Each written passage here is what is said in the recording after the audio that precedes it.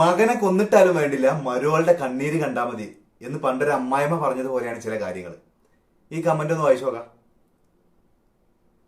ഈ കള്ളത്താടിക്കാരനൊക്കെ രക്ഷിക്കുന്നതിനേക്കാൾ നല്ല ആ കുട്ടി മരിക്കുന്നതാണ്. എങ്ങനെ ഇരിക്കണം കണ്ടല്ലേ? നിമിഷപ്രിയ ചെയ്തത് അങ്ങേയറ്റം ക്രൂരമായിട്ടുള്ള ഒരു കൊലപാതകം തന്നെയാണ് എന്നുള്ള കാര്യത്തിൽ ആർക്കും രണ്ടഭിപ്രായമല്ല. അതുകൊണ്ട് തന്നെ നിമിഷപ്രിയക്ക് തക്കതായിട്ടുള്ള ശിക്ഷ കിട്ടണം എന്ന് ആഗ്രഹിച്ചിട്ടൊന്നല്ല ഈ പറയണത്.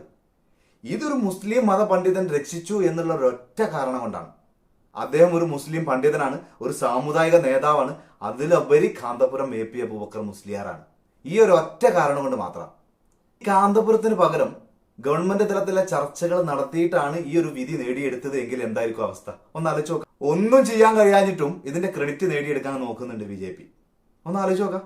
നിമിഷപ്രിയ കേസുമായി ബന്ധപ്പെട്ട് കേന്ദ്രത്തിന് ഇനി ഒന്നും ചെയ്യാനില്ലെന്ന് സുപ്രീം കോടതിയിൽ പറഞ്ഞ ഗവൺമെന്റാ. അങ്ങനെയുള്ള ഒരു സാഹചര്യത്തിൽ ഒരു വാർഡ് മെമ്പർ പോലും അല്ലാത്തൊരു മനുഷ്യന് ഈ കേസിൽ ഇടപെട്ട് ചർച്ചകൾ നടത്തി വിധി നടപ്പിലാക്കുന്നതിന്റെ നേരെ തലേ ദിവസം ആ വിധി മാറ്റിക്കാൻ കഴിഞ്ഞിട്ടുണ്ട് എങ്കിൽ ആ ഒരു പവറിനെയാണ് BJP ഭയക്കുന്നത്, ഈ സംഘികൾ ഭയക്കുന്നത്, ഈ മുസംഘികളും കൃസംഘികളും കാസ പോലത്തെ എല്ലാ ഉടായ്പ സംഘടനകളും ഭയക്കുന്നത്. അതുകൊണ്ടാണ് അല്ലേ? നായികക്ക് 40 വട്ടം പ്രബുദ്ധരാണെന്ന് അവകാശപ്പെടുന്ന നമ്മുടെ ഈ മലയാളികൾക്ക് ചേർന്നതല്ല ഇത്തരം ചിന്താഗതികളൊന്നും. ഇതൊന്നുമല്ല, ഒരുപാട് കമന്റുകൾ ഉണ്ട് അതുപോലത്തെ.